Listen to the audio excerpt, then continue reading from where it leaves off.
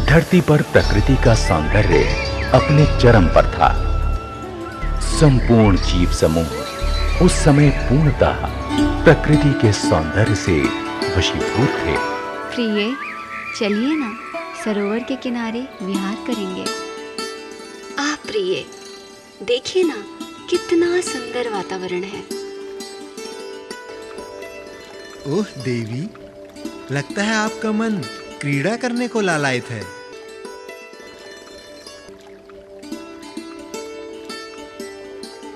स्वामी, अभी अभी हमारे मन में एक इच्छा जागी है। प्रिय, कहिए, क्या इच्छा है? हम संभव तो से पूर्ण करेंगे।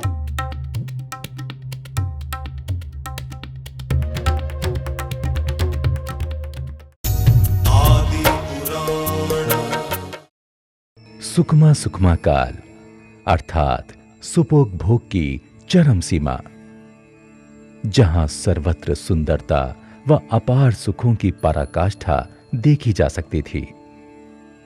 हृदय में उमड़ी किसी भी प्रकार की अभिलाषा केवल सोचने मात्र से ही दिव्य कल्प वृक्ष पूर्ण कर देते थे।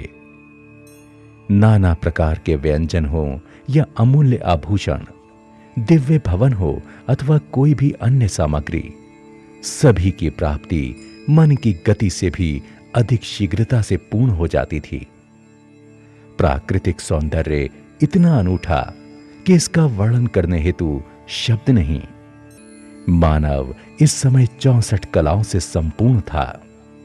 भांति भांति की क्रीड़ाओं का आनंद लेते हुए सभी जोड़े जीवन का आनंद ले रहे थे। उसी समय पृथ्वी पर कोई और जोड़ा किसी अलग ही क्रीड़ा में मग्न था। स्वामी, हमें ऐसा प्रतीत हो रहा है, आप हमारे साथ होकर भी हमारे पास नहीं है।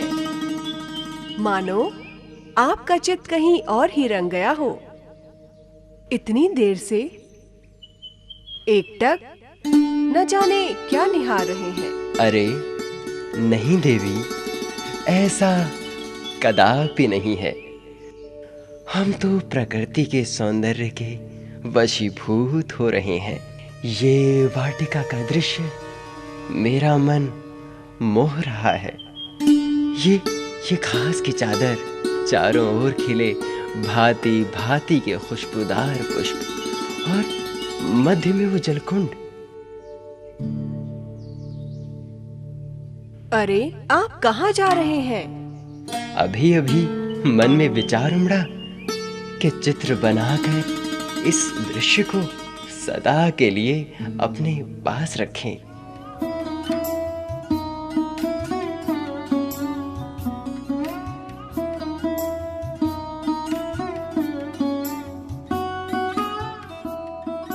हे वृक्षदेव, मुझे चित्रकारी के लिए वस्तुएं प्रदान करें।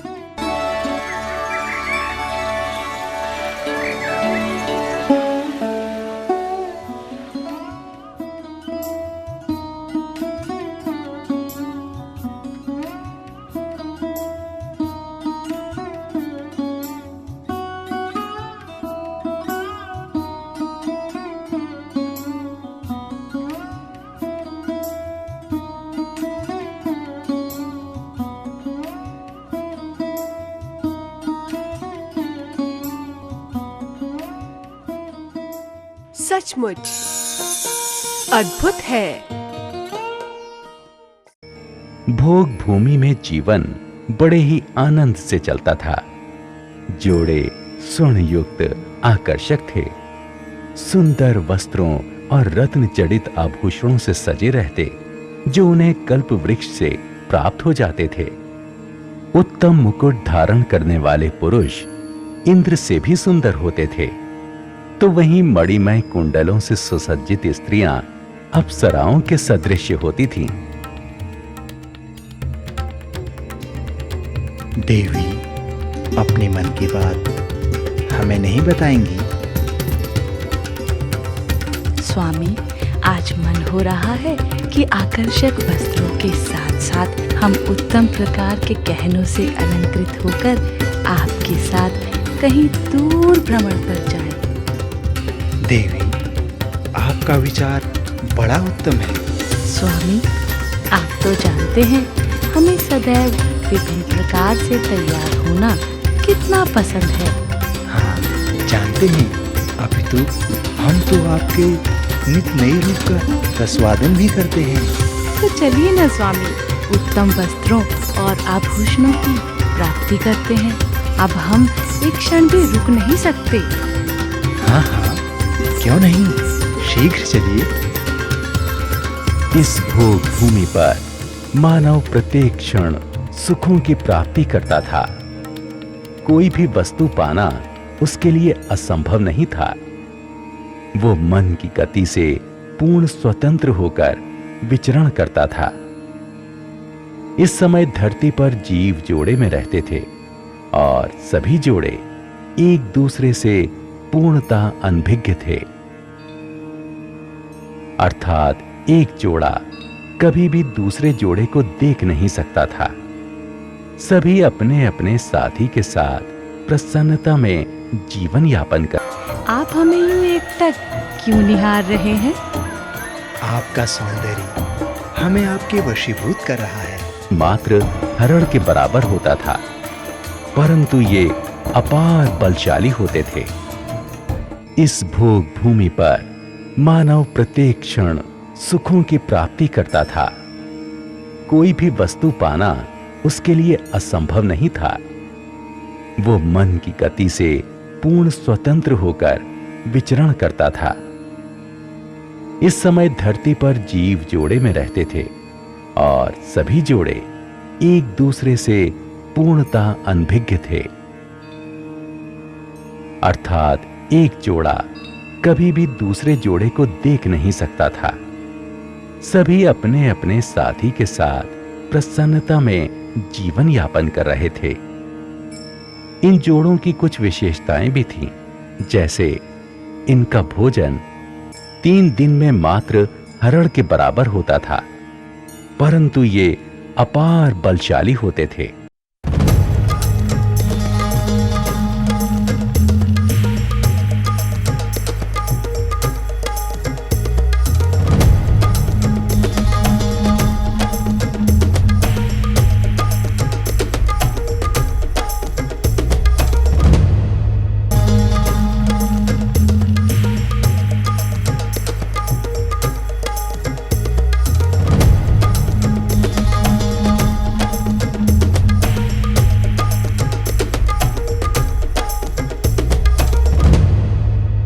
स्वामी, आप किस विचार में मग्न हैं?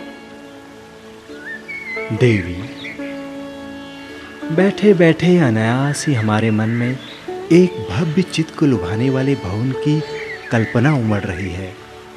तो क्या आप उस भवन को अपनी कल्पनाओं तक ही सीमित रखेंगे? हमें नहीं बताएंगे?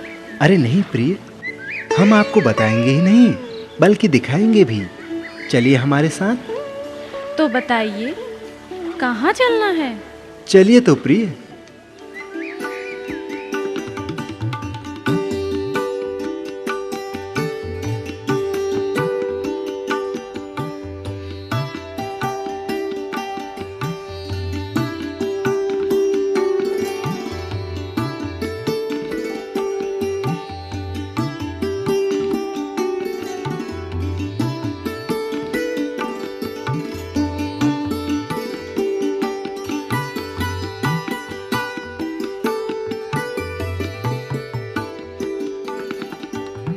स्वामी, आपकी कल्पना तो सचमुच अद्भुत है।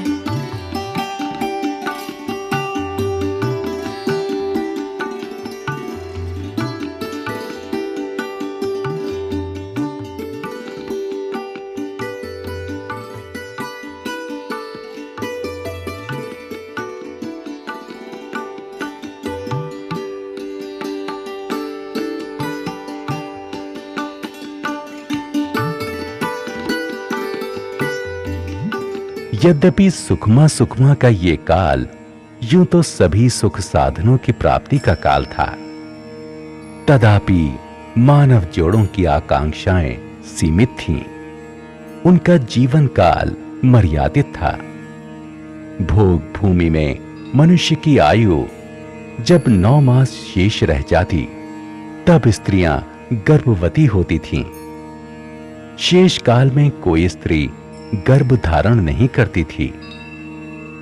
9 मास पूर्ण होने पर स्त्री अपने गर्भ से युगल बच्चों को उत्पन्न कर मृत्यु को प्राप्त हो जाती थी। पुरुष की मृत्यु छींक आने पर एवं स्त्री की मृत्यु जमाई लेने पर हो जाती थी। उनका शरीर उसी क्षण वायु में कपूर की भांति उड़कर विलीन हो जाता था।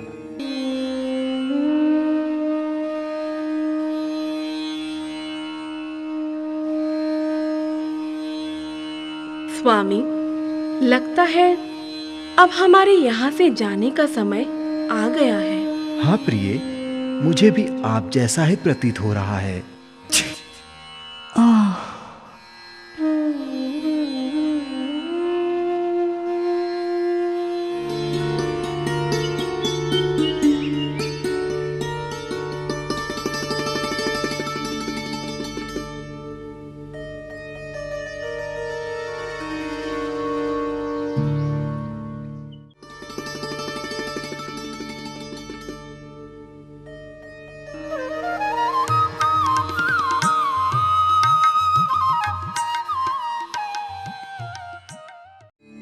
नवजात बच्चों के जोड़ों का जीवन यापन कल्प वृक्ष के माध्यम से होता था।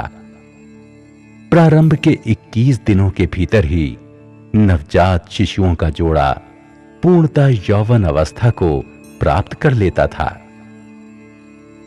प्रथम 3 दिवस तक शिशु अंगूठा चूसते रहते थे। अगले 3 दिवस में वो बैठना आरंभ कर देते थे। तत्पश्चात उसके अगले 3 दिन में वो घुटनों के बल चलने लगते थे। फिर इसी 3 दिवस के अंतराल पर वो पैरों पर सीधा चलना शुरू कर देते थे और अग्रिम 3 दिनों में वो संपूर्ण कलाओं में पारंगत हो जाते थे। 3 दिनों में उन्हें तारुण्य की प्राप्ति हो जाती थी और 21 दिनों के आखिरी 3 दिनों में वो पूर्णतः युवा हो जाते थे और उन्हें ज्ञान की प्राप्ति हो जाती थी। स्वामी, आज हमारे हृदय में रत्न जड़ित आभूषण पहनने की इच्छा हुई है। तो इस विषय में इतना सोच विचार क्यों कर रही है प्रिय? चलिए हम आपकी अभिलाषा इसी क्षण पूर्ण करते हैं।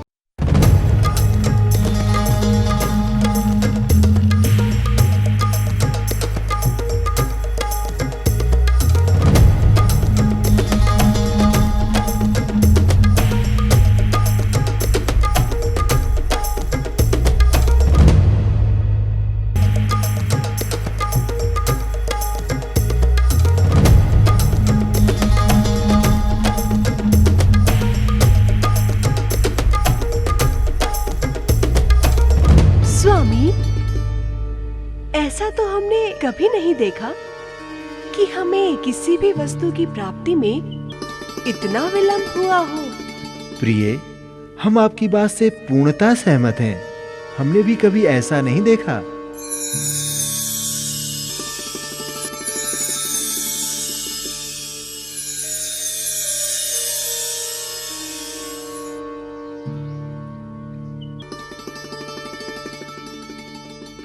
ये क्या स्वामी, सभी आभूषणों की प्राप्ति भी नहीं हुई। हमें तो ये देखकर किसी अमंगल की आशंका हो रही है।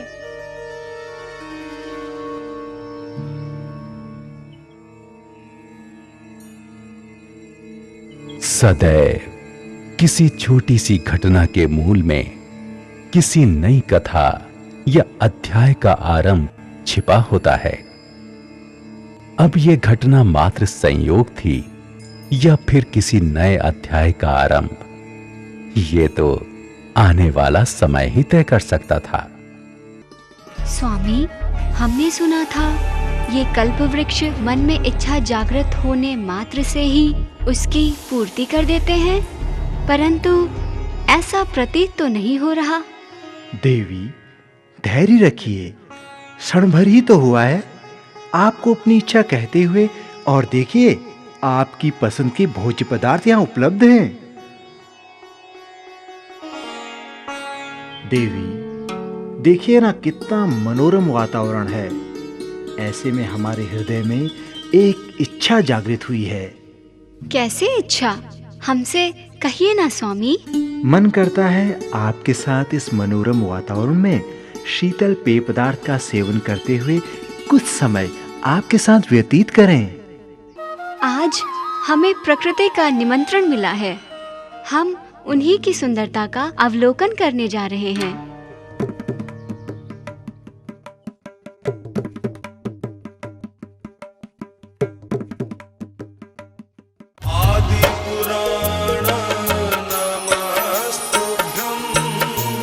कल्प वृक्षों की महिमा न्यारी, मानव की थी छवि अति प्यारी। सत्कर्मों के प्रताप से, दुष्कर्मों के संताप से कोई